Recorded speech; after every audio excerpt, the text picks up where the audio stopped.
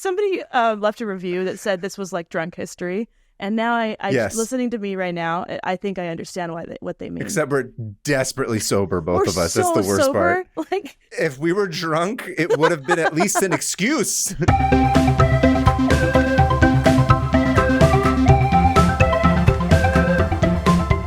Hello, everybody, and welcome to 500 Open Tabs. I'm Kaveh Taherian. and I'm Hannah Hillam. Welcome back to the show. Hannah, you are currently overseas, is that right? Yeah, I'm in London, England right now. I could tell by your accent. Yep. Don't make me do the accent. I'm not gonna. You're like baiting me. You're like, I can tell by your accent. And everything in me is like, do a British accent, but I'm Just not going it. to. Why not? Absolutely not. Oh, I see. I don't know. There's that defiant British attitude coming out already. Look, it's in my blood. Okay. I hate myself and I'm is. defiant, and that's pretty much what they're good at. Yeah, no, I'm technically not in London, but right now, for the purposes of the listeners, I am, and that's because I'm going to be in London. I'm at London Comic-Con, the first time I'm doing an overseas Comic-Con. So, Congratulations, if you're in the it's area, very exciting. Thank you. I'm very excited. I can hear the sounds of London. If you're in the area, which, come on, you could be. Take a quick train ride. It's going to be from... It's Europe. Yeah, you can Europe. just get Just into like, Eurostar and just hop get over. in Yeah, a the TGV train. will take you. Fly over in a train. I don't know Yeah, how if you guys do if it. you're not in Europe, just fly or take a boat. Yeah, swim. But it is going to be May 24th through May 26th At Buckingham Palace. at Buckingham Palace with the Queen herself dead. Oh no, her skeleton's going to be super dead. dancing around She's at still your booth. Yeah, they just walk that skeleton around, and like Charles is like, hello. Anyway. Go to Comic-Con. I wish I knew where it was. Oh, it's at the Excel Center in London. It's Ooh. I don't know what that means. We'll see. And as a special treat for all of her English fans, Hannah has translated all of her jokes into English for English audiences. It was hard. Yeah. I had to change aluminum to aluminium. It was insane. To take your color, did you take out all the U's from? Or, Yeah. sorry, you had to add a bunch Added of a bunch U's of into how you U's. spelled color. I've been Yeah, it was writing really the word weird. color so much this last week just Yeah. to fit in. Anyway, so yeah, come see me in London. Sweaters got changed to jumpers.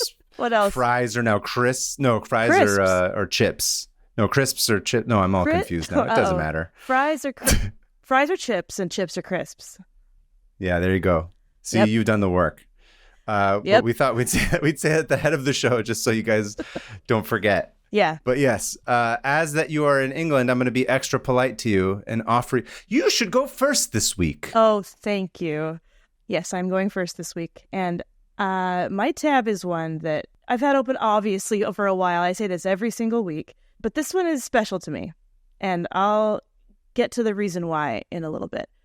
But I am going to be talking about Anne Marbury Hutchinson, who was an early American feminist who lived in the Massachusetts Bay Colony. She was like, they called her the American Jezebel because she really like messed with everybody and the Puritans of the time. So she was this interesting lady. So, yeah. So before I get into like her, I gotta do a little bit of context because Okay. it's kind of impossible to actually like get into the details of like what was going on in Massachusetts in 1630. But I'm gonna try to just kind of like glaze over it a little bit. As you know, in 1620, English colonists arrived and they started forming colonies in New England and Massachusetts and Virginia. And they wanted to leave because they liked to practice religion in their own way or whatever. Also, probably greed. Also wanted land. There's a bunch of stuff went into it. They're like, it was religious freedom. It's like, no, also you just wanted to like have a bunch of land. And Yeah. England's tiny. I mean, can you blame them? I would like a bunch No. of land. I don't. Same. Right now, I can't get land. No. I No can't one afford can. it. But if I could get on a boat and just go get land, I would do that. Yeah. But unfortunately, people also live on land, so that's where it gets complicated. Unfortunately, a lot of times when you get to that land, there's other people Yeah. on it, which is what the English found out when they got to the New World. They realized that a bunch of people were on their land, and they were like, "But this is our new land," and the other people were like, but this is ours. "But They're it's like, not." What? So, Yeah. for some context, there were almost like 1 million Native Americans living on the East Coast at the time. Wow. A lot. And so, of course, the tribes were extremely diverse and different politics, different like belief systems, like any nation has, or if not nation, like any area has. People are just very different, and they're warring amongst themselves. So they have different goals. And so some of these tribes were like, all right, okay, you can have your little settlement. Don't bother us. Other ones were like, yeah, let's be friends. Let's trade. And other ones were flat out like, if you come near us, we'll kill you. So it was a huge mix. Classic America. That's the three like different parts of America. That's the coasts, that's the middle of America, and then that's like certain rural parts. Those are the three categories. Yes, that's true. Just don't bother me. Like, hey, come on in, and if you come close to me, I'll kill you. Like that's mind your own business. Very American. Yeah, you're right. That's all of America. Proud to be an American. How does it go? I don't know. At least I know. Anyway, so yeah, they would be trading and making alliances and stuff. So the tribes that were surrounding Boston, they were in like a pretty good treaty, and like they would have a lot of open trade and open like discussion of religion.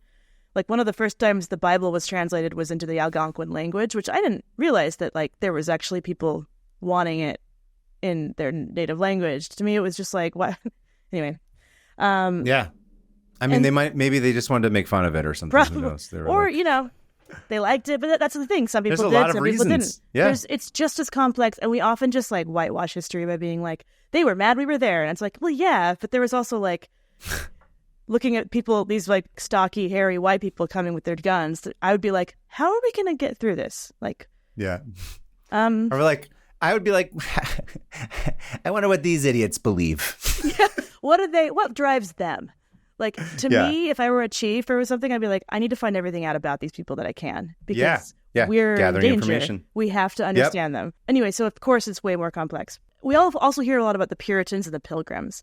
And the Pilgrims, Puritans are pilgrims, but pilgrims are not always Puritans. So keep that in mind. And Puritans were these dissidents from the Church of England. They were like, the Church of England's too Catholic. This sucks. Get rid of all the bishops, all like the gold and all the like bells and whistles. This is stupid. We have to be miserable all the time, have no fun, and have one dude telling us what to do. And the Anglican Church was like, come on, this is really annoying. And it was like a hotbed. So much work. It's like, come on, guys, just go with it. Plus, gold is cool. Look how pretty I look. I have a hat. The king likes me. I tell him kind of things to do, and he kind of listens. And King Charles the First at the time, who was, I can't go into him, but he's the same king who gets beheaded. Okay. He gets beheaded. It sets off the English Civil War like 10 years after this. Doesn't matter. Charles was like, don't be Puritan, and like passed some laws or something that made all the Puritans angry. So there's the ground. There's the context. So we are in. Old Chuck wasn't having it. Old Chuck was like, ooh. So the Puritans believed that, in simplest terms, that humans are born unworthy of God's love. Oh, great. And lovely. you have to earn it by working extra hard all the time and making sure the people around you are also working hard. Perfect. Great neighbors. Really looking forward to those people moving in. Not extreme, nothing. And so life should be hard. You have to work to earn your way into the kingdom of God. And they left the Church of England because the English were too lax.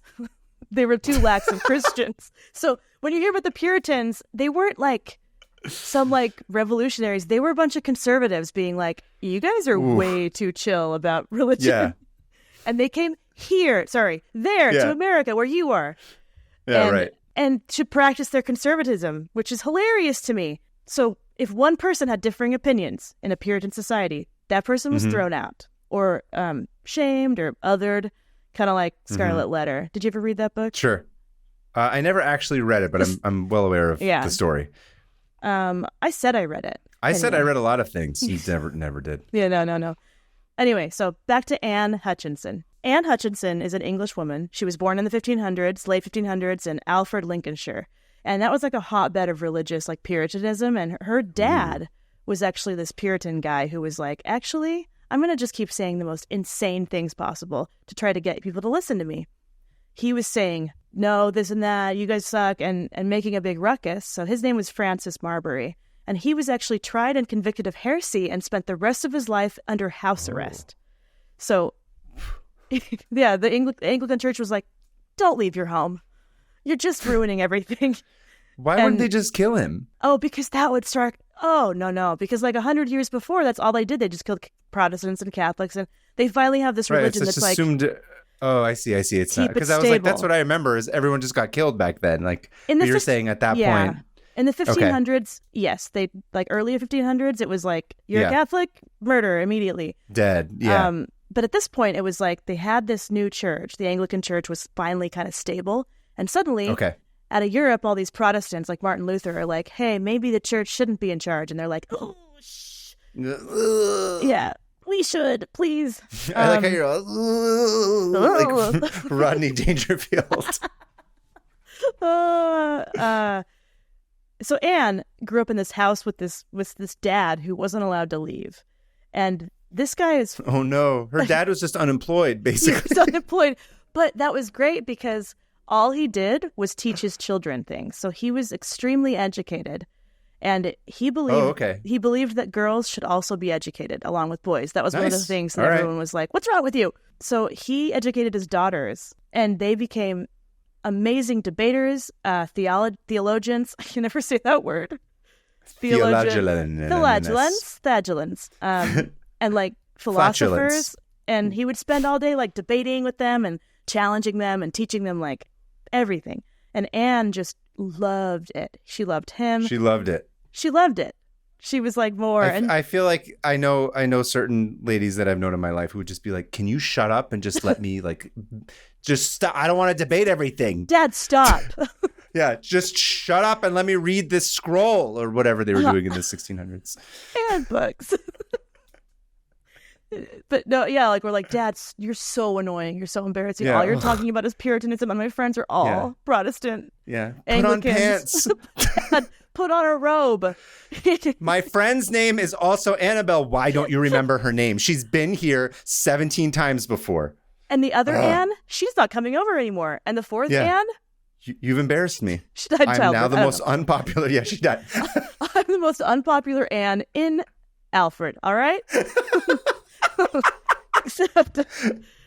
Except she didn't. She was like, I love you, Dad. You're the best. And she even like got into the habit of like reading all of her father's trial transcripts. And she was kind of obsessed with like learning how to combat these like questions from these other... Anyway, so... Yeah, I gotcha. She's this kind of... constructing counter arguments to rhetoric, essentially. Exactly. Or like, arguments that are going to be presented. And her dad taught her the Bible through and through, in and out. And so she was like big old into the Bible or whatever. Right? We're not. We're just obsessive. We're just obsessive. This way. Yes. Anyway, as I said, we could try one drunk once if you really wanted, but I don't think people would want to hear that. We wouldn't even record. We'd be we would be like we'd be on yelling, the wrong mic the whole time. Yelling about something we both hate. And it would devolve. Anyway, continue. I'm sorry. No, it's okay. I'm trying to hurry through this part because this is not actually the main part.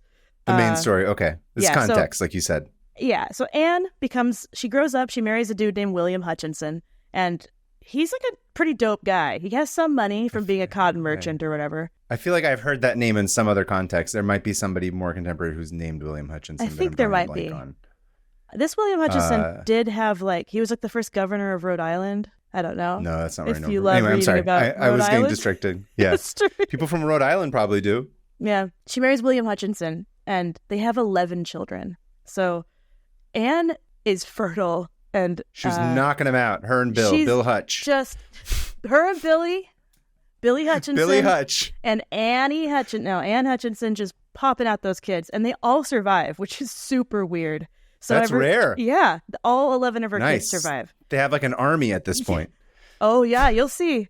Yeah. Oh, okay. She's creating... Anyway, she's just creating followers. It's just like the Von Trapp family, but like... But like way more Puritan. And then she became a midwife. So she was an extremely skilled midwife because She Okay. learned a bunch of stuff about medicine from her dad. Now all I hear is midwife is like a wife who's not very good. Like that wife was very mid. She was semi. I had a very mid wife. She was so mid. Why'd you get divorced? My wife was mid. Mid. I had a midwife. But she becomes this like very talented midwife. There was a guy in England named John Cotton. Is that his name? Shoot. John Cotton. Yeah, John Cotton. And he was this Protestant guy who was like, not Protestant. Go back. John Cotton was a minister for like a a Protestant minister who became a Puritan. And he was like, Okay. I'm going to change the church from within. I'm going to change the Anglican church by just being Idealist, yeah. Yeah, and obviously that failed, like hardcore. Yeah. And so he like had to escape so he wouldn't be imprisoned. And he ran away to the Massachusetts Bay Colony. And this was her dad's friend. So she grew up with this guy. It was kind of like a father figure. I'm sorry, did her dad? Oh no, her dad couldn't come with her. He was Her under house dad, arrest. her dad ended up dying. He died when she was 20. So, Okay. but then this John Cotton guy kind of became her father figure. Her father figure. Okay, gotcha. Yeah. And so John's in Massachusetts, and she's like, "Hey, I hate it here. I want to go there too." So, Okay. her and all of her kids and her husband go to Massachusetts. Just the 13 of us. We can make it if we try. And they did make it. They all survived the And journey. they made it. And she had 4 more kids on the way. Well, we'll get there. Yeah, look, this lady is unstoppable. Well, Wow. Not really. This story has a sad ending, but I'm gonna say now there's a sad ending, but it's also a kind of a cool all around story. So we're gonna focus on her life. We're gonna focus on her life and not. Anyway, so she becomes a very prominent midwife in the colonies, and she lives in Boston. These women who go to her for like birth absolutely love her. She's a wonderful friend and everything. So nice. at the time, women were not allowed to talk in church or interact at all. So they had to be completely silent in the Puritan meeting houses. And so after church, all the women would go over to Anne's house and just talk about the lesson and like gossip. And these meetings, Anne starts to be like, "Hey guys, don't you think that like it's kind of like stupid that we can't talk? Yeah. Like, have you ever thought like maybe God wants us to talk?" And these women are like, "I don't know, Anne. I don't know about that, Anne." And she's like, "No, I'm right. And here's why I'm right. Because here's a bunch of scriptures that say women are teachers and that they she can..." backed it up. Oh, she backed it up. And she started to like these kind of like clubs. I brought receipts. No, seriously. She's like, "Here's the Bible. Women are awesome. Yeah. Look at this one." And through God all these said women who got right. And she was like, "God talks to me and he can talk to you too." And everyone's like, no, we're born horrible. Yeah. Remember, God hates us until we prove him otherwise. And she's like, no. Right here in the scriptures, it says you can talk to him, just like Abraham, and like lists all these people. And she's like, these guys who run this place, they don't know what they're talking about. They think that they're the authority on God. They're not. And this becomes something called the covenant of grace, which means that she believed that God, you were already born worthy. And it's a nice sounding name too, the covenant of grace. That has a nice rhythm to it. And that you were already born saved, and that you just needed to be a good like example of Christ or whatever. Just hold it up, yeah. Yeah, live up to what you were already born with, and then live up to what you Puritans, much less pressure. Way less pressure, because Puritans were like, no, we do covenant of works. You have to appear like you're godly and doing everything you should, which doesn't lead to backbiting or narking or anything like that, you know? Yeah, no. So she's having these meetings, and the governor at the time lives across the street from her. So this is the governor, John Winthrop, and he's like, "What's going on over there?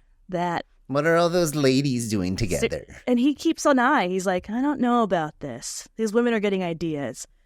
Keeps an eye. He's probably perving out like He's in the corner, like, just being like, "Oh yeah, Anne." I saw ankle. This is great." I've never seen a woman talk. How scandalous. Yeah. You don't get this in church. I didn't know they could talk. So John Winthrop is the governor, and he's also a religious leader. So church and state are like absolutely entwined. Totally connected. And that's another thing. Anne is like, that's stupid. So she's saying like all this because she comes over here and she's like, actually, this place sucks worse than England. Like, you guys aren't doing anything different. She's kind of like it almost seems like the prototype for what the Constitution and the Bill of Rights and all that stuff ends up becoming. You are correct. Oh, Ah, You are correct. Anne Hutchinson interesting. set in motion a lot of things that we now, Cool. she's dope. So Anne is like, so then the governor notices that there are men going to these meetings. And he's like, hold on, what are they doing there? Hold on here. Men and women don't hang out. Like, it's very separate. You don't hang out in mixed company. And he was like, Sure. uh-oh. And then he starts noticing that his friends are going, and his friends' friends, and his wife's husband, his wife's friends' husbands. Everyone starts showing up at these meetings, and Anne becomes a leader. And these men are going. More importantly, she's cooler than him, and he's like, "I'm gonna end that bitch. Oh, She cannot be the most popular girl in school. I am the." She's like, I destroyed all the other Annes, and I'll destroy you too, John. Yeah. You and all the Johns. Yeah. Anyway, who's got a cool church now? Sorry, what's up, John? Yeah. Cool. Anne, Have fun with your loser ass house with nobody over there.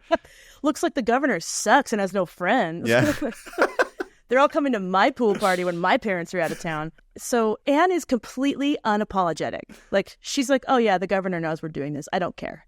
And I'll serve God, and no one else can tell me what to do. Which was like, even now, if you went into a religious society and said that, people would be like, ugh, look at all these people. I see. They believe what I believe. And these men, this is crazy to me. They were super good allies. Like, her followers that were men were like, no, Anne's right.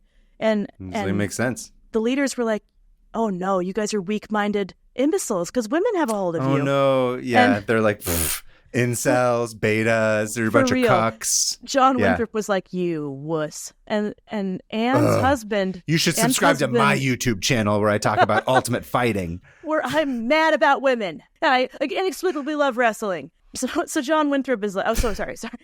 Anne's husband, William, is like her biggest cheerleader. Like, this guy, dope. He never backed down. He was always like, nope, she's right. I'm with her. I'll never stop supporting her. And he gets like swept under the rug a little bit, but this dude was an awesome ally. So Anne's husband is bro as shit, is what you're saying. He's awesome. He's like ally extreme. I love him. Okay. And so he and all these other men are backing her up. And she's getting dozens of people, men and women, listening to her and actually doing like preaching what she preaches, which is extremely rare. She's got a good follower count. She does. Yeah. People are RTing all of her stuff. They're not bots. They're real. This is organic growth, not purchased by some black market deal through Fiverr. So her followers are many, and a lot of them are silent and don't want to tell anyone that they follow Anne, but it's about half of the people there start to believe what Anne believes, which is huge. Okay. And these are guys who were raised not hearing women, and they're like, no, this lady's right. So she had a charisma and a spirit that captured people, which was cool. Yeah. So point is, so these meetings keep going, and the governor's like, no, I don't like this. I'm going to bring her to trial for no reason. And so of course, he's like, this is devastating. Men are listening to you. Get over here. You're under arrest for making me sad. And for real, he was like, hey, Anne, you're tried for heresy, and I need you to come. And she comes to her going on trial starts what is called the antinomian crisis. And that's a whole different tab. And it's pretty much, in simple terms, the two factions between grace and works. And the colony is split between the Puritan idea and Anne's whether idea. You're born into it or have to live up to it. Gotcha. People are very split. And so Anne shows up to this trial, right? She's like, hey, Anne Hutchinson is present. That's the first thing she says. So we're getting to the trial. So she pretty much just walks in and a mic drops and she's like, I'm here. What? Like, you wanted to talk to me? And by the way, she's like 6 or 7 months pregnant with her 12th child. So this pregnant woman walks in and she's like, okay, I'm here. What? And John Winthrop is with 40 other judges, and they had picked these judges very carefully. They were like, none of you can support her. So they got rid of a bunch of them that were like, oh, well, maybe she's not so bad. And they just replaced them with ones that agreed with John Winthrop. And she walks in there, head held high, and he's like, you're here because you've been troubling the Commonwealth and churches. You've spoken insane things, and you've, wooed people over to your side, and you've been saying things not comely in the sight of your God, nor fitting for your sex. And she was just like, didn't say anything. And then he was like, if you are obstinate in your course, then the court may make such course that you may trouble us no further. So pretty much like, if you deny this, then we're kicking you out. She replied, she's like, oh, I've been training for this my entire life since childhood. You were exactly correct. She's like, oh. Yeah. Are you ready? Because she's about to just... Oh, yeah. They don't even know what they're about to step into. Yeah. She says, bro, that's not even an accusation. That is so vague. What are you talking about? And she said, I am called here to answer before you, but I hear no things laid to my charge. And they go back and forth, and he's like, well, I already said what you did. And she was like, that's not an accusation. And he's like, yeah. But, I said. I said it. And she was like, then name one thing I did. And he was like, I already said. And then circular reasoning for him. And then he was like, we're the judges, not you. And she said, okay, then prove it. Be judges. And then, by the way, there are no women in here. She's the only woman. Pregnant at that. I love her. Right. Then they start debating scripture like professionals. Like, nice. She has a retort for every single one. He's like, in Timothy, it says you got to be quiet all the time. And she's like, yeah, well, in Ecclesiastes, it says this. Sucker. Ecclesiastes. Yeah, or something. I don't know. I know that one. It's a weird one. And it pisses him off. Oh, sorry. And he quotes this one from Timothy. He's like, I permit not a woman to teach, but to be in silence.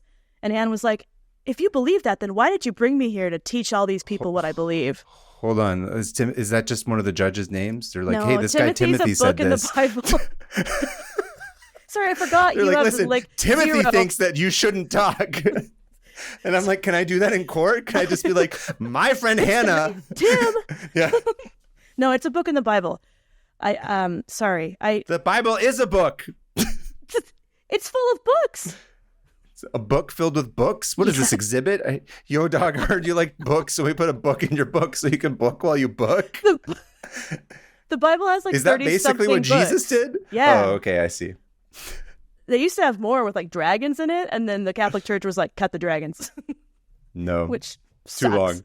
Like how we do, we're like, cut this whole part of the episode. So Timothy's not a guy. Yeah, right, cut the whole episode. So Timothy's not a guy. He was a dude, but he wasn't there. I do want to just imagine it like they're in court and they're like, Timothy said this. And he's like, I didn't say and that. And that's it. Yeah. Yeah. So let me start again. Timothy 1 and 2 are both books in the Bible. Sequel? Yes.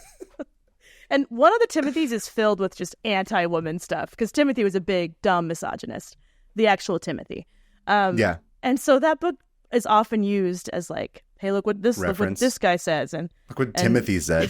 Whoever Timothy shit what Timothy thinks. Yeah. I bet he was a total turd. Yeah. No one came to his parties. So yeah. So Timothy, in his book, said, I permit not a woman to teach, but to be in silence. And Anne's retort was like, if you think I should be silent, then why did you bring me here to talk and to teach everybody? And this made him so angry, he like lashed out. He was pretty much just like, that's not why I called you here. And she was like, then why'd you call me here? she was like running them in circles. Oh, that'd been fun to watch that. And then she said, so if you called me here because you think I did wrong, but you don't believe women have a voice, then doesn't that make what I did not illegal? Because if I'm not illegal anyway, then why should it matter what I say? If I'm such a threat, yeah, that means you're saying that I have a voice and that I count. And he was like, oh, no, Timothy. Tim. Tim's like, I'm not the one who wrote it. Yeah. Stop looking at me. I'm just a guy. I'm the bailiff. Yeah. I don't know. I can see in your mind. You just see her just continuously looking at Timothy. And he's like, stop. This guy wrote this. Yeah. Anyway, so she even had witnesses that were these upstanding men who spoke on her behalf that were like, yeah, no, Anne's dope. She's never said anything that's like bad. Dumb. Yeah. And then they call her old friend John Cotton. And Anne has been fine. Sorry, John Cotton was the minister? Yes, her father figure. Yes, her father figure, right. Gotcha. Okay, sorry. Throws her under the bus.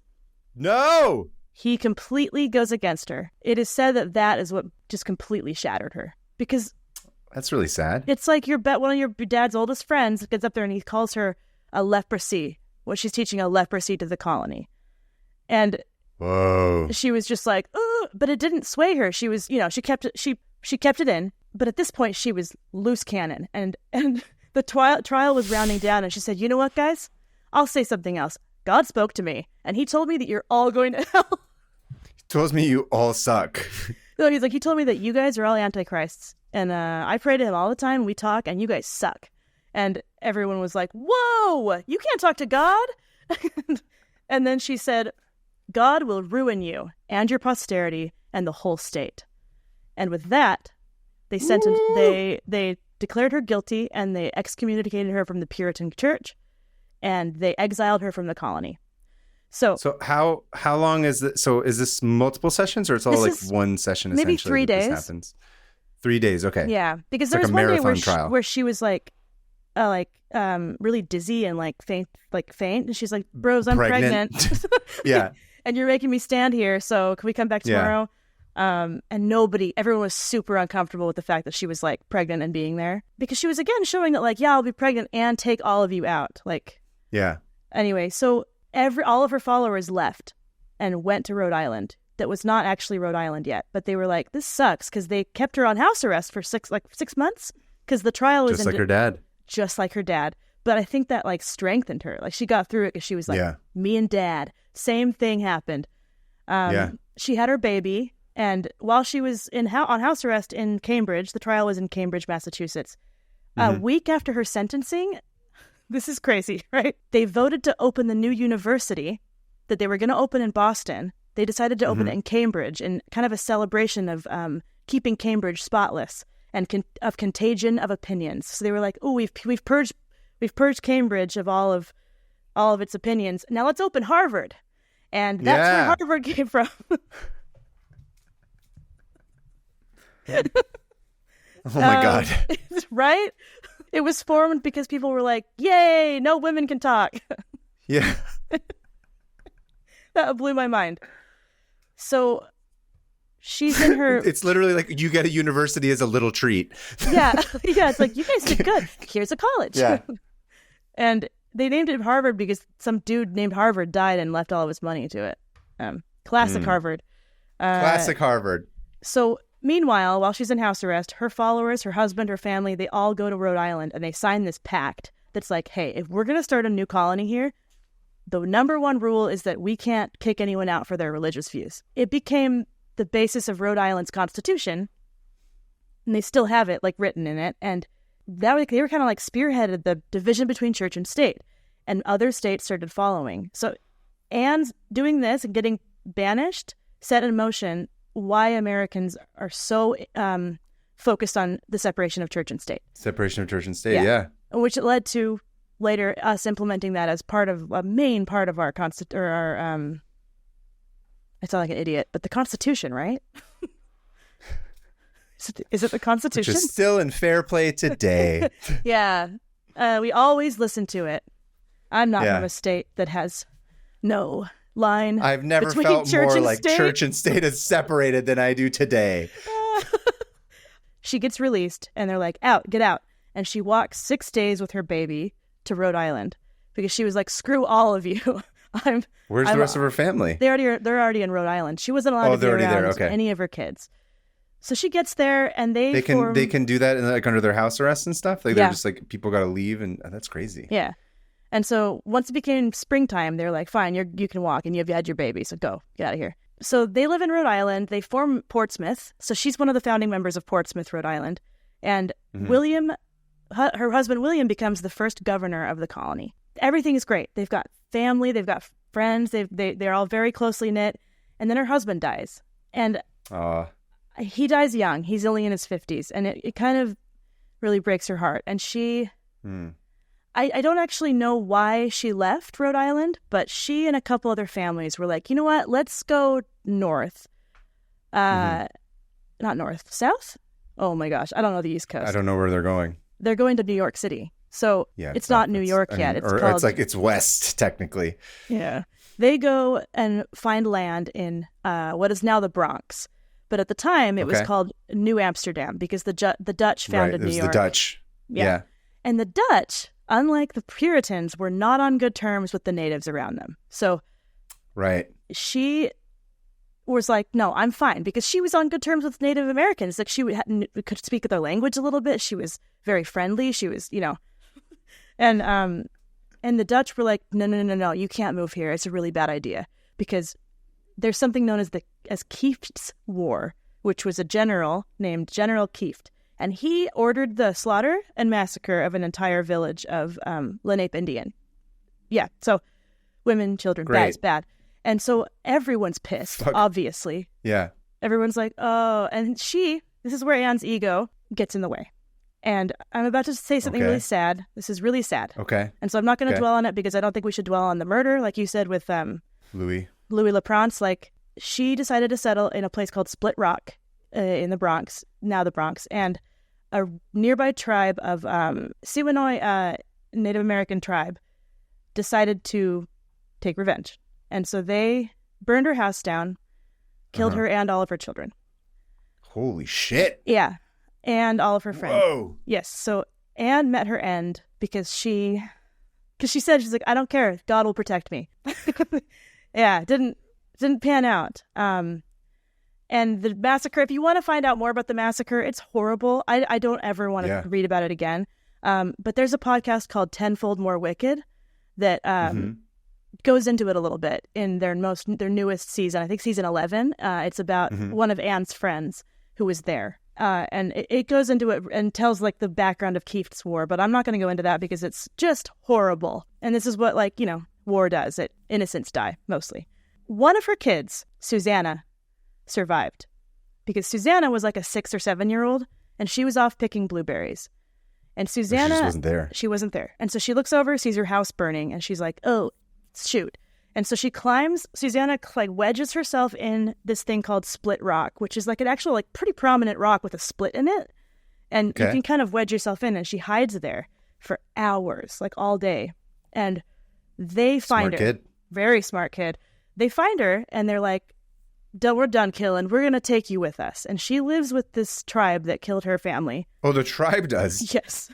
And oh, shit. People don't really know why they let her live. Some were like, oh, she was redheaded, and they liked that. And it's like, that seems like a generalization. Most likely they took her so they could have some bartering, or if they could have some political sway if they wanted to, have like a bargaining chip in it's a hostage trade or whatever. Sure.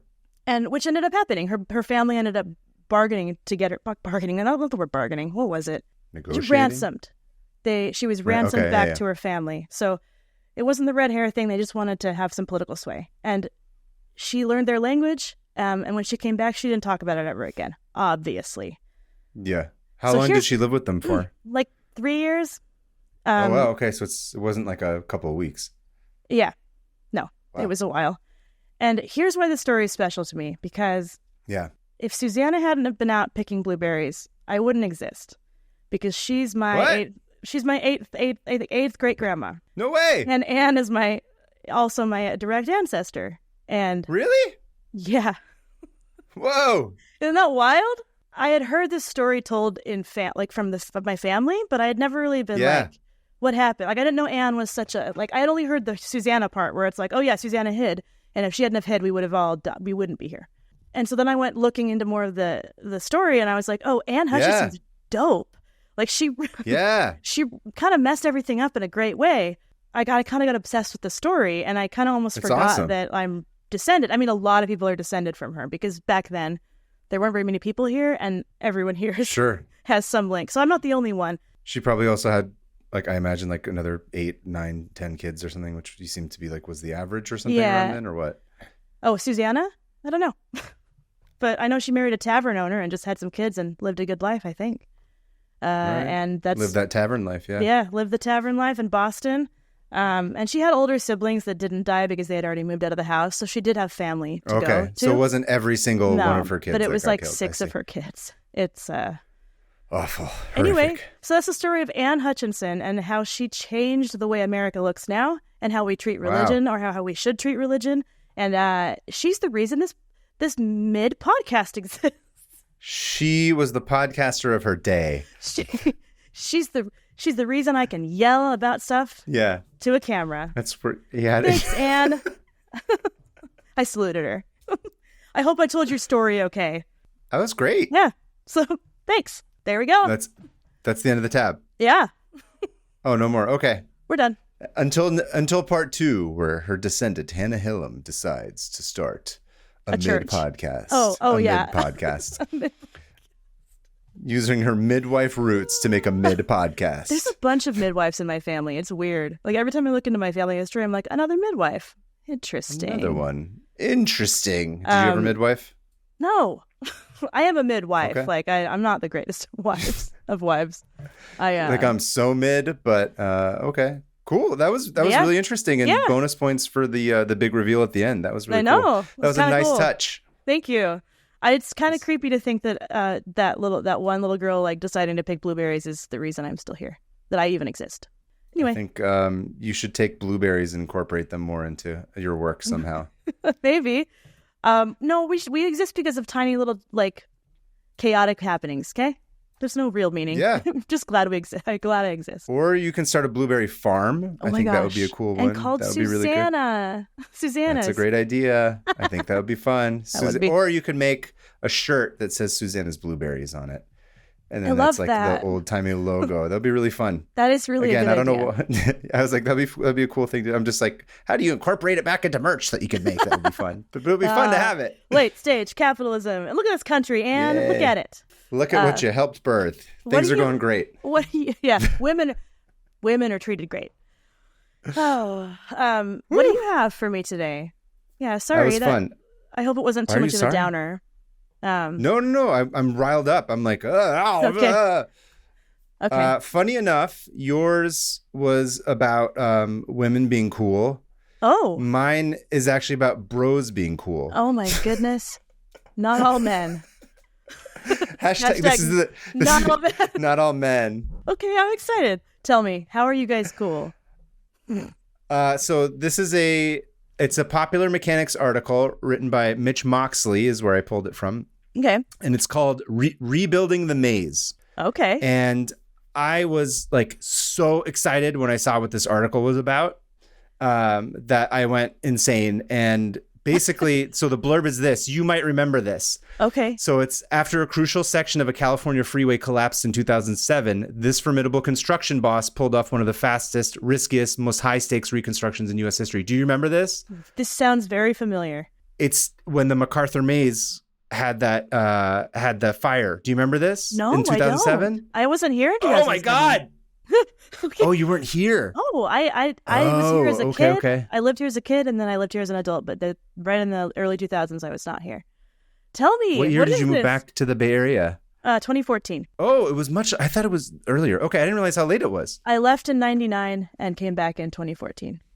Oh, okay, cool. Yeah. I was worried that you were going to be like, oh my God, I remember this, and this, but apparently you don't know any of it. So that's okay.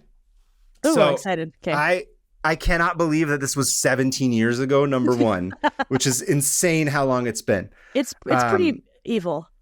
Time is evil. Time is evil. But so I was living in Oakland at this time. Oh, so this is when you were there.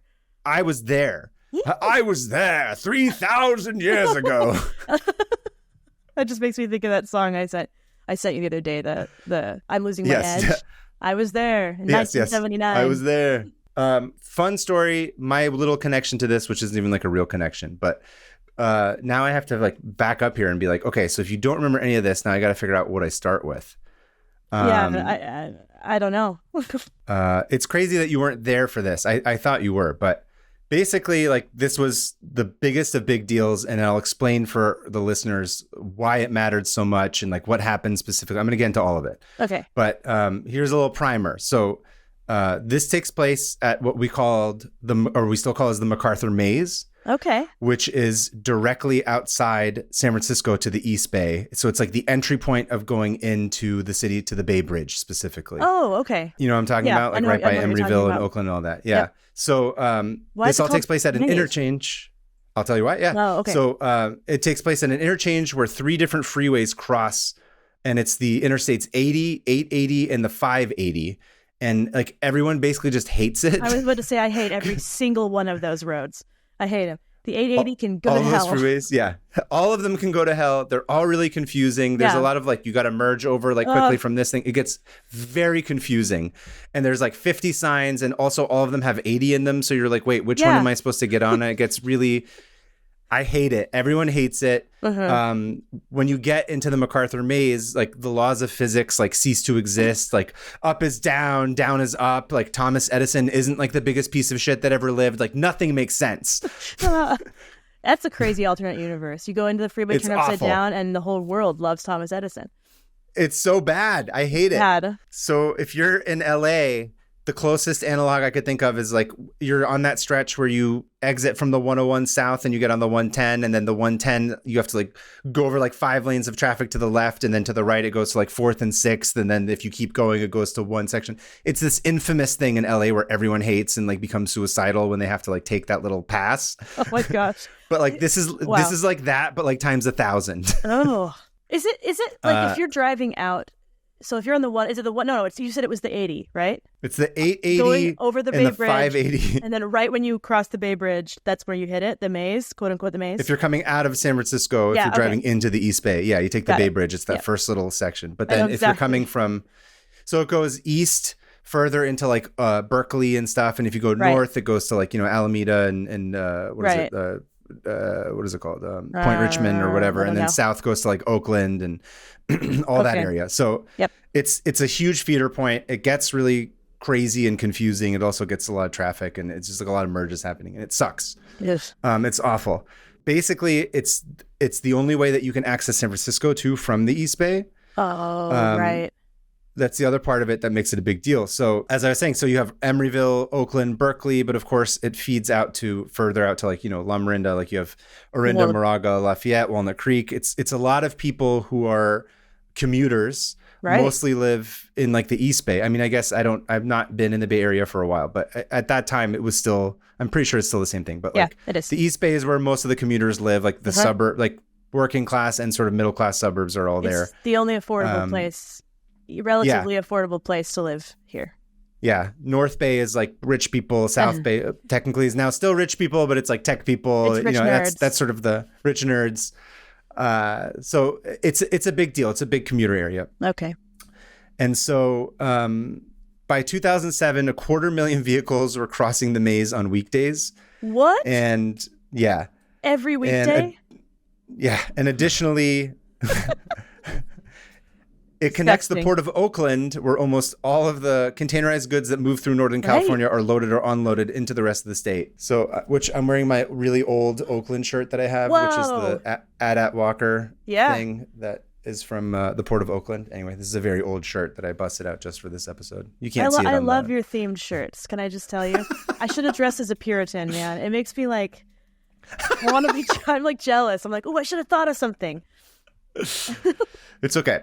So on April 29th, 2007 at 3:42 a.m., a driver of a tank truck carrying 8,600 gallons of unleaded gasoline turned onto the southbound I-880 ramp.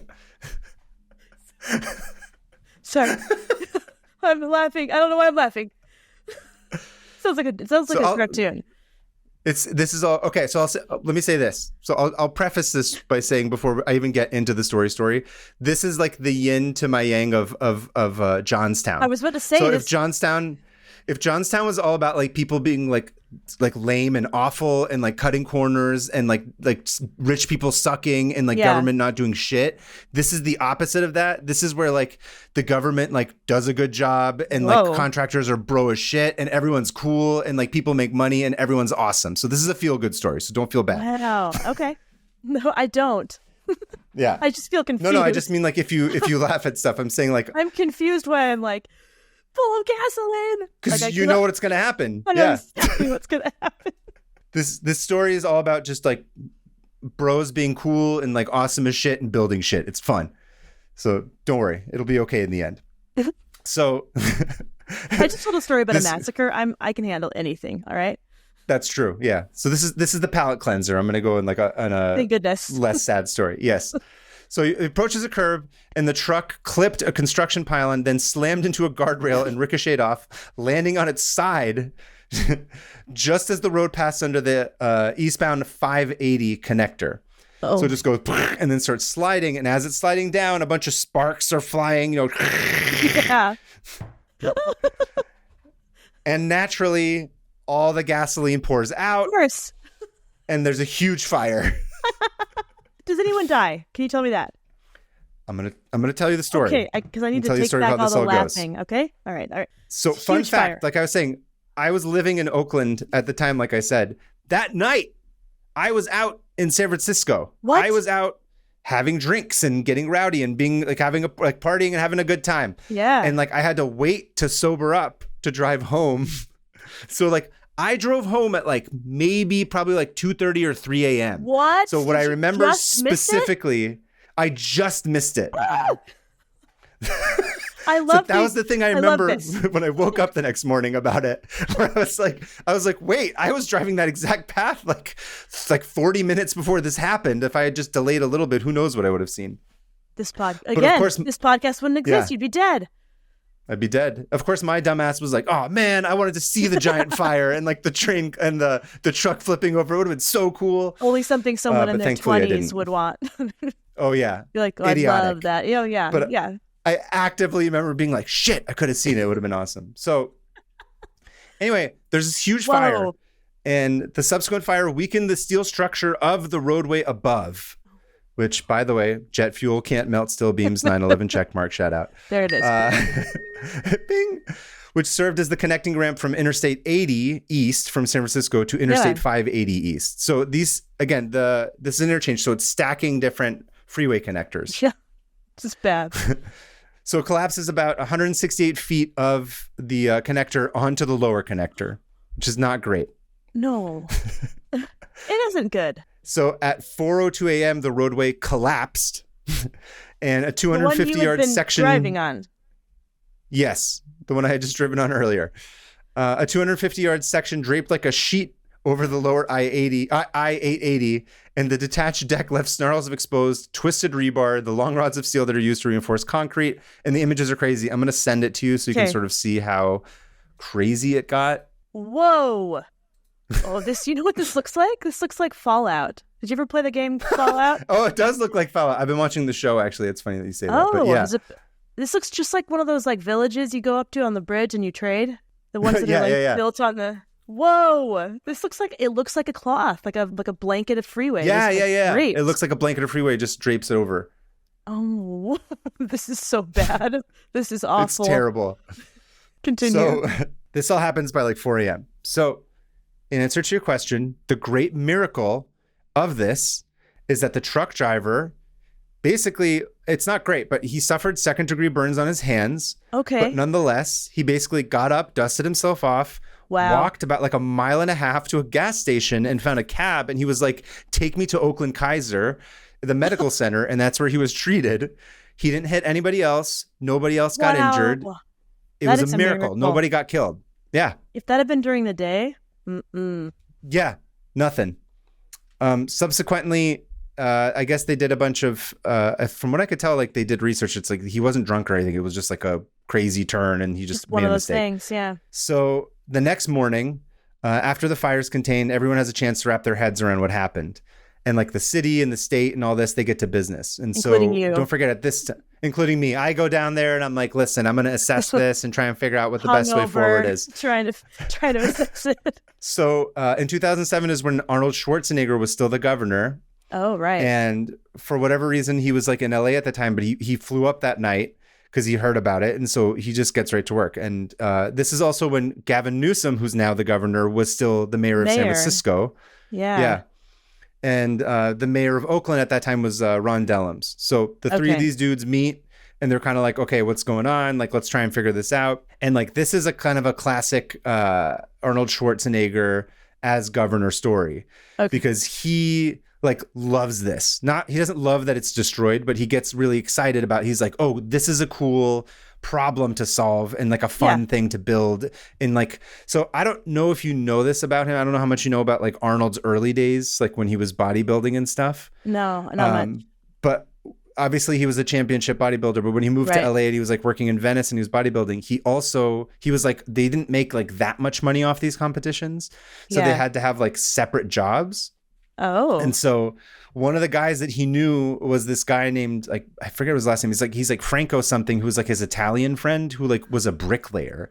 And he was like, bricklaying is cool. We're like buff. Like we could just lift bricks all day and then like get like more buff and we can make money.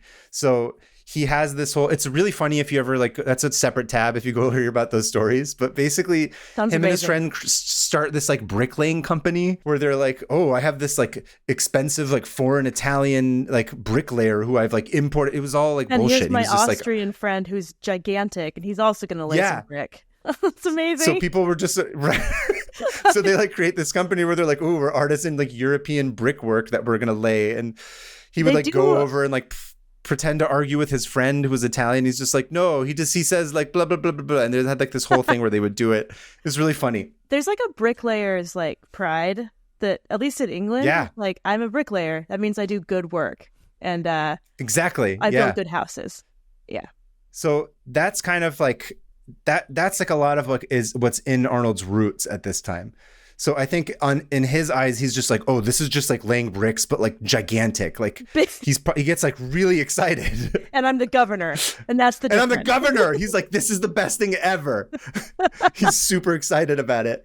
That's cute. It's really funny. And then, of course, also Arnold's super competitive. So he remembered that the last Republican governor of California was Pete Wilson. And he had gotten the Santa Monica Freeway rebuilt in just 66 days after the 1994 Northridge earthquake. 66 days? Yeah. That's absurd. Caltrans had originally estimated it would take 12 to 18 months to repair the Santa Monica Freeway. But Governor Wilson was like, they need to get it done in 140 days. Not on my watch. Not on my watch. I think he was like up for re-election. So he's like, I got to pull like something I got to pull a rabbit out of my hat. And so he opened up the job to like different bids. And the man that won that bid originally for the Santa Monica Freeway in 94 was the hero of the story. It's a guy named C.C. Myers. Love the name. C.C. Myers is basically like this folk legend of construction. Like a tall tale. Like there's old C.C. Myers. 10 literally, feet tall. So funny you say that. He's 6'6". He's a huge dude. I pictured him as like very tall. Paul Bunyan, like appears in the dire need when the construction workers are like, "Where's Cece?" And he just like walks over a mountain. Just shows up. Yeah. Like, hello. He's got this thick head of hair. He's 6'6". Oh my, that's tall. He's the second oldest of 13 children, much like our friend from the previous story. Yeah. And he grew up in a lot of kids. He grew up in a farming family in Highland, California. And when he was 16, he moved to Long Beach and basically just like, from the time he was young, just like lied about his age and found work building houses and schools. Because he was just like, dude, I just want to work. I just want to build shit. He knew what he wanted. And on the way to and from those jobs, he often passed a bridge construction project. And eventually the contractor of that building project hired him. And according to his family, he said that after 1 week on this project to build the bridge, he told them, I knew that building bridges would become my life. He became like obsessed with it. It's like his horses if he were that basketball guy. They're both like 8 feet tall. That's true. He could have been a basketball player, but instead he decided to build bridges. Yes. That's amazing. I love this guy. Yeah. And so he's basically, and from there he goes on to build like a construction empire. He becomes like very successful and he develops this reputation for being like no nonsense, like straight to the point, like getting shit done kind of guy. He was known for driving his crews very hard, but he was always very fair. Oh. So essentially what he was like this guy where he didn't shortchange anyone or underpay them. And he was known for offering like bonuses, donating money to their kids' little league teams, and then handing out like thousands of dollars of like restaurant gift certificates and stuff. So he pushed them hard, but did not exploit them necessarily. Correct. Exactly. That's the important thing here. That's hard to do around these parts. Yeah. I don't know why I'm talking like an old cowboy. Like a construction worker. My rural switch just flipped. That's what Sean calls it. He's like, you hand me like a shovel, and I'm like, well, the crop's coming in nicely. Like it just like comes out. Time to dig a hole. Like my farmer past just like activates. So he's just direct and he doesn't bullshit anybody. And because of this, he develops a reputation. He's able to get a lot of different vendors to work together in creative ways that no one else could. So it all kind of like essentially rides on the shoulders of his reputation. So people were like, C.C. Myers, dude's going to handle it. He's going to take care of it. He's a man of his word. We'll try whatever. We're willing to trust him in whatever like crazy harebrained idea he comes up with. And when the MacArthur maze collapsed, Arnold used this as a template. And he told Will Kempton, the director of Caltrans, to assess the damage and put together a package for companies to bid on it. And so remember, Arnold is thinking about what happened during that previous earthquake and how C.C. Myers was the one that like sort of delivered it ahead of time. So he's like, okay, cool. I'm going to take that and use that same model for what we're going to do in the East Bay for the MacArthur maze collapsing. And so Caltrans writes up this report. The lower connector that was for the 880 suffered no structural damage, miraculously. So they could clean it up real quickly and allowed traffic to go back. Yeah, I'm not entirely sure how they managed to avoid it, but I think also because like it fell over and the fire went up. And so as the fire is going up, it's like hitting the overpass above it. So the one above it is that got like the bulk of the heat. I would have honestly, I would love to see this fire. You can see there's clips of it on YouTube if you go look it up. You can see parts of it. Yeah, this I will. Also, it's striking me that this is 2007, and like, let's say this happened a year later. There's no way anyone would have had the money to build anything because of the financial crash. Like, this was still the years of like, yes, let's do it. Things are going good, like, America. Giant empty buildings that sat there for 10 years. Yeah, because tech hadn't destroyed and sucked the soul out of the Bay Area yet. But that's a story for another day. It had. What are you talking about?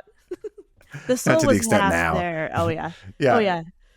This place has Anyway. So it's easy to get wrapped up in the technical part, but I'll try and explain it as simply as I can in terms of like the overpass and like the little strip that had melted down. Okay. So think of like a table, right? A table is just like a wooden plank with like 4 legs. So you got like a slab of wood with 4 legs screwed into them, right? So the way that an overpass works is it's like a bunch of tables that are connected. Right? Oh, that's how they make an overpass. But instead of just like a slab of just wood, there's like steel ribs inside of it that connects. Does that make sense? Yeah. Oh, yeah. So it's like if the wood had steel ribs inside of it. Oh, wow. And instead of wood flesh, it's like cement. Wood flesh? Are these alive? Yeah, they're living. This thing died. But then all the ribs connect to kind of like a sternum. Flesh, dude. Wood flesh, yeah. This is you know what? You know who you're talking to. This is exactly what I needed to hear. Flesh and sternums and bones. Go on. So there's all the rib pieces connect to like a sternum, right? And the sternum is sort of what the legs sit on. Okay. So it's like table legs go into a sternum, and then the sternum has ribs that go out from it, and then all of that's filled with concrete to sort of mend it all together. I want to draw this table creature that you're talking about. Bones and all. So does all that make sense? Yes. You're following? I'm imagining a table walking around, but yes. Perfect. Okay. So in terms of the damage that had happened, in short, the slab of wood with all the ribs had melted and the sternum was destroyed, but the table legs were still good. Okay. They were still intact. So it was just a matter of kind of going in and being like, okay, we're going to cut out the table part and we leave the legs. Now we got to fix the sternum and the ribs and refill it with concrete. That's vast oversimplification, as I always say on this show, but that's the simplest way I could explain it. It may have been like you could have just said over-explanation. It was a reinforced bunch of concrete and the things that hold it up survived.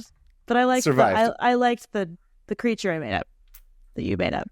Which I also think it's fun to think about it as a creature, like you said. Yeah. All overpasses have ribs. They have. Okay. While they're figuring this out, while they're trying to assess the damage, Myers, he's just like he's not wasting time. He's literally already like he's the dude that runs the construction. He's the Paul Bunyan guy. Oh, yeah. What? I already forgot his name. Okay. Yeah. Myers. C.C. Myers. Okay. C.C. You gotta call him C.C.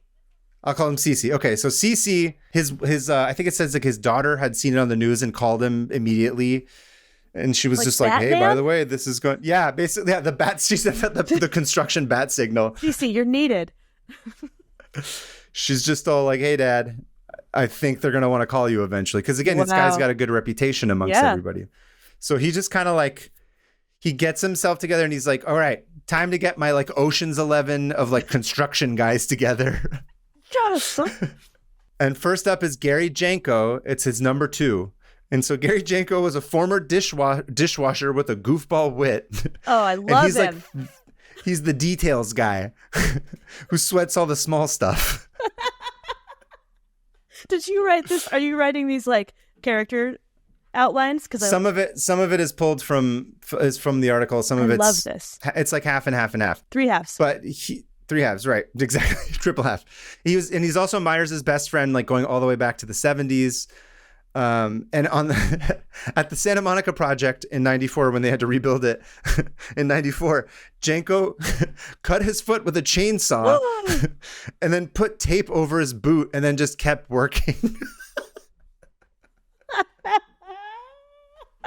Whoa, hardcore, man. Look. Yeah, he's just like, I'll deal with it later. To put more ribs in my freeway, that's the guy I'm going to. Solid. That's what I said. These are solid bros. These guys are just a bunch of awesome bros doing bro shit. So Janko then recruits a guy named John Whitmer, who is a grizzled Vietnam veteran and former auto body repairman who once lost his hair due to stress from overwork. Whoa. And Janko nicknamed him Kojak after the bald TV detective. Well, you were going to say he lost his hair due to a chainsaw accident, just like the other guy. No chainsaws. He just got so stressed out that like his hair started falling out. Oh, wow. And these are construction guys, and they're like, "Oh, cool! Now you look like Kojak from the TV show." Well, that's good. And he's like, "Oh, I guess I don't know, whatever." And so eventually he like gets it under order, and like his hair grows back like long and thick. But they're like, "Whatever, you're still Kojak forever. We don't care." I would watch this movie. So back in '89, when the Loma Prieta earthquake happened and it destroyed the Nimitz Freeway, within hours, this guy Kojak. He was among the first people that were crawling through the ruins and hauling out survivors. Whoa, wow. So he was one of those guys. So like I said, it's just a roster of solid ass bros. These guys are heroes, and I don't use that word lightly. Well, I do absolutely use it lightly, but these guys are heroes. So they're just bro as shit. The Loma Prieta earthquake is why I hate bridges. I don't like driving over bridges. I don't like it at all. Yeah. I don't like it. It is stressful. It was traumatizing for all of us in California, too. Just being like, oh. The whole bridge just smashed a bunch of people. Anyway. And crushed a bunch of people underneath it, yeah. Yeah. Myers and company, they're like looking at everything. They're taking notes. And they're already getting calls and like faxes from other companies because everybody's like, dude, it's if there's a guy, like Myers is the guy. He's going to get this. I'm sure he's going to get this contract. Like, dude, help a brother out. Like, let me know. Do you need this? You need this? We can hook it up. And then, of course, they're reaching out to everyone in their network and they're making calls and they're pricing stuff out and they're trying to figure out. This is before any of this is like officially even like the bids being put out. Like he's like, I'm just going to go to work and start to they're just assembling. So about a week later on the morning of May 7th, Caltrans officially opened up bids for the project after reaching out to about 10 companies. And the closure of the maze would cost the Bay Area economy $5 to $6 million a day. Oh, because of costs. And I think like the toll for the Bay Bridge was going to net them at least like $500,000 a day. And then like just the cost that it would have to like reroute traffic and all that stuff and money lost. And so it was crazy. It was a big deal. It was a huge amount of money being lost. And so Caltrans estimated that the repairs would take 50 days and offered an incentive of $200,000 for every day a contractor finished under that limit, up to a total of $5 million. Oh, I'm excited for this. So every day that you finished it ahead of those 50 days, you would get $200,000. I want that. But if you, I want that. I want one day of that. Instead they're just like, you're fired for not finishing this. Right. And if they went over the 50 days, because they said 50 days is the longest it should take. If you go over the 50 days, you'll be penalized $200,000 a day. Nuh-uh. They have to pay? Yeah. That is mixed. Well, they don't pay. It just comes out of their what they get. Right. So people are giving all these crazy bids. People are like, oh, it'll cost $7 million, like $4 million, whatever. But guess how much our boy C.C. Myers proposes? How much? Take a guess. $300,000. No, it's not that crazy. But sorry, million. Sorry, say the other ones first. Say the other ones again. It was about like some were like 7 million, some were like 4 million. Okay. $2 million. No, he proposes it for $876,075. Less than $1 million.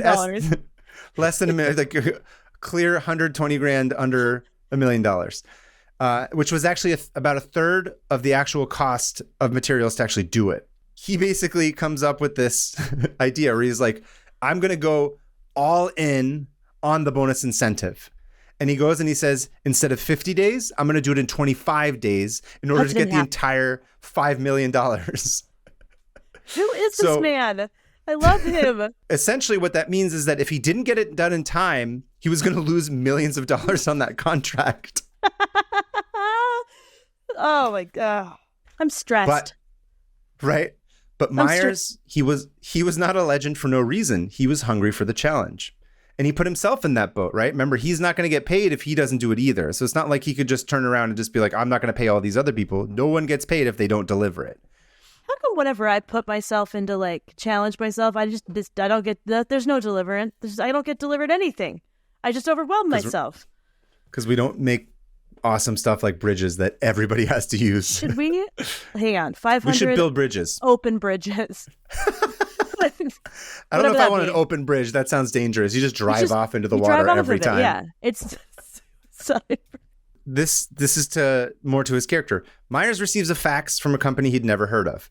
It says, "If you get the maze job, let's work together." And quoted $3 a pound for the steel, which is high but not unreasonable. And he also asked for 25% of the bonus of the $5 million bonus. Oh, so whoever this is was like, I want in. Yeah. So subcontractors usually don't share bonus money. And so the fax was from a company in Arizona called Stinger Welding. And Myers picks up the phone and says, the quote is that he says, he picks up the phone and he goes, "First of all, who the hell are you?" Good question. Yeah. Some mysterious other person is like, "Hey, I got cheap steel." So the guy that answered was a guy named Carl Douglas. And like Myers, Douglas had built Stinger from the ground up into a multi-million-dollar company. And he was also a hard-driving but beloved boss. He told Myers that he could get him the steel plates.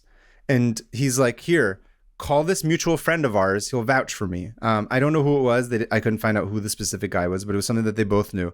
So Myers hangs up the phone and then calls this guy right away, immediately. And he talks to him for like 2 minutes and then like hangs up. And then a minute later calls back Douglas. And he just goes, "I want this built in record time." And he's like, "Done." And hangs up. Oh, man of few words. I love that. Yeah.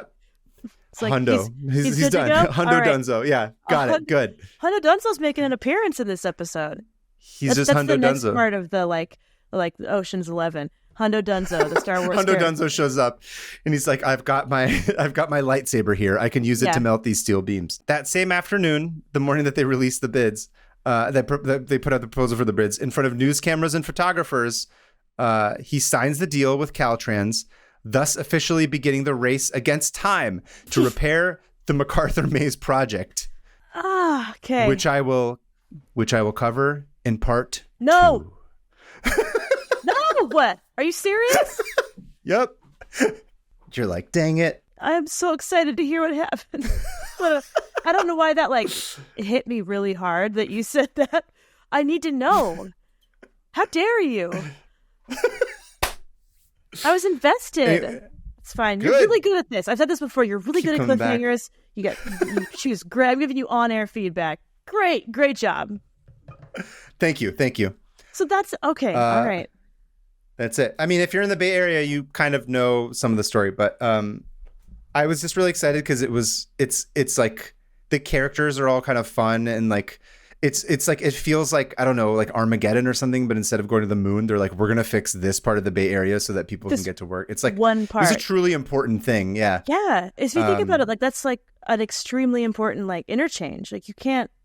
It's huge. Well, what else are you gonna do? Drive all the way up and around through Marin? Like that doesn't make any sense. Yeah, or go to Dumbarton or something. Like you can't do it. Never. So the stakes are high. Yeah. Wow. So I'll get into how it happens next week. But it's fun. It's just everyone's kind of funny and like it's just like a bunch of like construction guys. So they're just like, just do it like there's no nonsense. That's what I loved about it. I've noticed with construction guys, there's a lot more intuition than math than you think. It's like, I don't know what I'm trying to say. Never mind. Anyway, I'll get into guys. I'll get into the process of how basically all the little elements that go into making it and getting it done in time. It's pretty fun. Wild. I'm looking forward to it. So, me too. That's my tab for this week. Hey, awesome. Thank you. I loved that. So let us go to our, I can do my little first batch of tabs to close. What should we do for our sound for closed tabs? A bridge collapse. Obviously, bridge collapse and a fire, I think. Yeah. But is there a way that merge something of yours into it? No. Or is that... No. Should we just do bridge collapse with fire? What? Technically, it's not a bridge, but yes. Okay, but it's an overpass collapsing onto another one, but yes. How about just and then little crackly fire. Yeah, fire. Okay. And you being like, oh no, I don't know. Yeah, me being like, oh, I can't believe I missed it. What if Alyssa just cut that and just put it again? Yeah. Me in the fire. Okay. Well, if that wasn't vague enough, you want to count us down? Yeah. Okay. 3, 2, 1. Close the tab. Close all it. 6 of these tabs. Okay. All right. On to listener emails. Yeah. I'll go first. You're up first. It's from Jen from England. That's where Anne's from. That's also where you are currently. Where I am right now. It's an email from the next room, probably. Yeah, Jen, she's here. Hey, Jen, I'm waving to her. She looks at her window. She's like, what in the world? Who is that? Like, it's me, Hannah. Listener mail. Okay. Hi, both. I like that. That's fun. Yeah. Yeah. I am regrettably a Jennifer, not a Josie. No, not regrettably. Although I do know 2 whole Josies. Oh, my, that's a lot more than that's most Josie people squared. who just like know half a Josie. Josie squared. Actually, that's not really Josie squared. That's 2 Josie. That's double Josie. Yeah. Get your friend Josie's. Tell him to write in. Just yes. They don't have to listen. You have 2 of them. 2 of them should be writing in. Here. Okay, I have just finished binging all existing 500 Open Tabs episodes, which, funnily enough, that's so weird to think of. That brings me joy to hear. Binging, I'm like, we have enough episodes where you could binge it. It's like a 14, that's more, that's like 20 hours. Anyway, yeah. Which, funnily enough, was one of my Open Tabs until today. That's so meta. My head is now full. Thanks. Welcome to 1 iota of how we live every day. Oh, I've thoroughly enjoyed listening. Thank you, Jen. Anyway, all this to say, my partner was asked to be a best man at a wedding, which is one of his biggest fears. Oh, no. Sorry, I'm laughing. One of his big grumbles about it is how the best man has to stand in front of the groom for ages. But aside from a speech and organizing the stag do, there are no notable responsibilities. So what's the point of it? Turns out, it's like window dressing. Yeah, you're like, I'm going to plan our night out and look good. We got to look good. And be like, I'm his best friend. I don't know. So what's the point of him? Turns out the OG best man was literally the groom's best man at sword fighting. He'd be there. Oh, okay. He'd be there. Seems... He's like... That is stressful to have to sword fight everybody at the wedding, but... He'd be there to...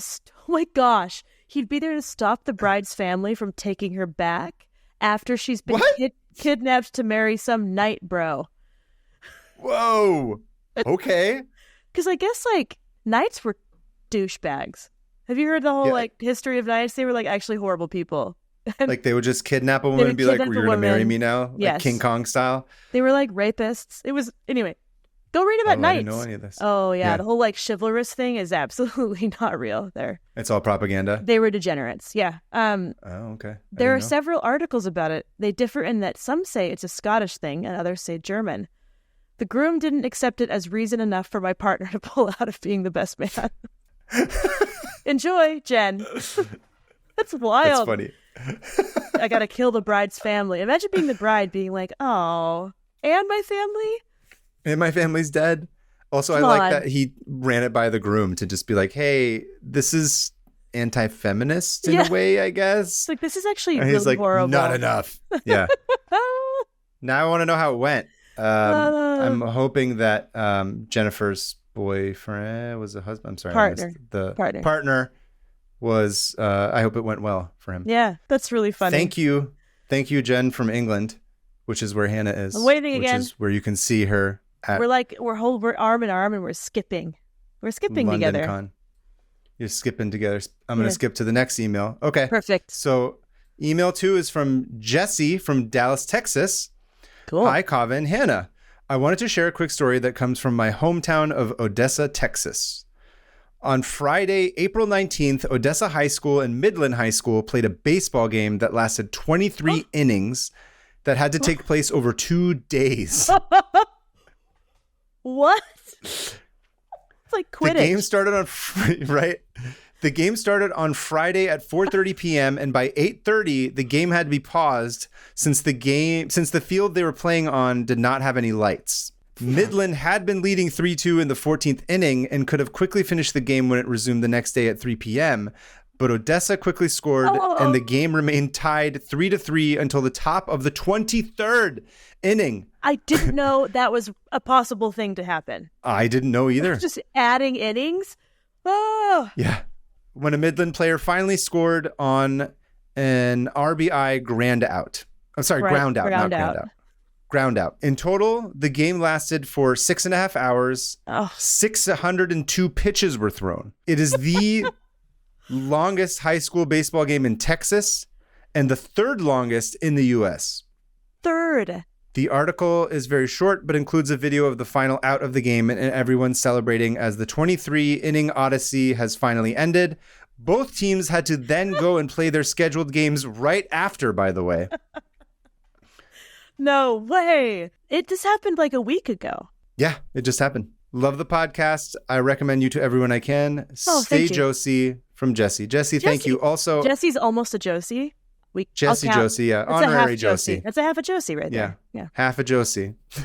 you can like Frankenstein her to the other double Josies that we know from Jen. Was that the person's name? Yeah, and then previously? our two Josies. They can be a big amalgamation, like a big experiment. It's like the end of the last Ninja Turtles movie where all the mutants merged together and became like 80 feet tall, running a rampant in New York.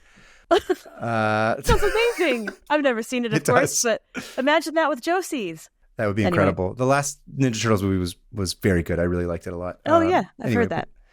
That's a side story. I liked this because I wanted to keep on the theme of it's local. I liked that it was a local story and it was something that was important to people in that town in Texas. So I think that's fun. I actually, it's fun to hear local stuff. If you guys have stories, whatever it is, wherever it's from, some weird go ahead and send them to thing us. that happened in your town. It's really fun to hear those if there's like some sort of link that you can share about it. So go ahead and send us an email to 500opentabs@gmail. That's 500opentabs. Send us the link, send us a little blurb about it. Let us know where you're from. And hopefully we'll be able to share it on the show.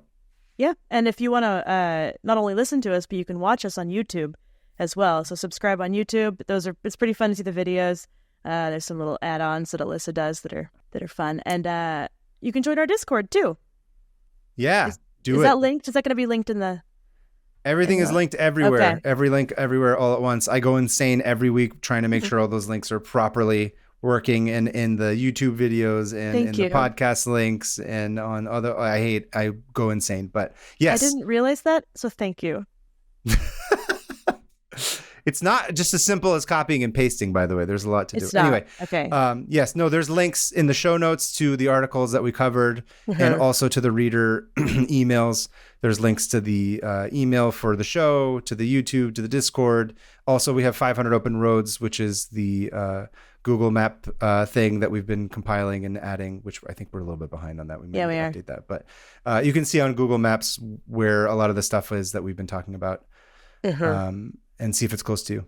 Yeah. Or if it's reasonable. And if you do see it within reason, you could be like, hey, let's go on a road trip. We'll listen to the episode that we covered on 500 Open Tabs as we drive there. Jen. Or binge it. Yeah. Of course, you can follow us on all of our personal, or on all the social media stuff, 500 Open Tabs on Instagram and on Twitter. And I think that's it. Go ahead. Anything you want to talk about, Hannah, before we wrap it up? Oh, just you can follow me at Hannah Hillam and pre-order my book. It comes out in October. Right. if you just search my name on any bookseller's website, then you can do it. Or even better, go to your local bookstore and request it. And pre-order it from them. That's all. Of course, this is the end of May, so we're getting somewhat closer, about a couple months out from San Diego. So we're starting to prep some of that stuff. I'm at PermaFriends on Instagram. I am at Covetarian on Twitter, and I'm sometimes on Blue Sky. Just look up my name. But yeah, we're going to be probably talking more and more about San Diego stuff and start posting stuff there and talking about it. But basically, that's it. Yeah, thank you. I believe that wraps it up. Yeah, join us next week for the conclusion of the MacArthur Maze story. I'm very excited for that. Me too. And you'll have a new tab of some sort. Hopefully it's not the second part of the MacArthur Maze. You're going to be like, hey, I'm going to do this. And be like, what the hell is my tab supposed to be? Actually, I also chose the MacArthur Maze. I'm going to do it better than you. No, I don't know. Anyway, bye. Bye, everybody. Keep it Josie, everyone. Thank you for listening. Keep it Josie. Bye.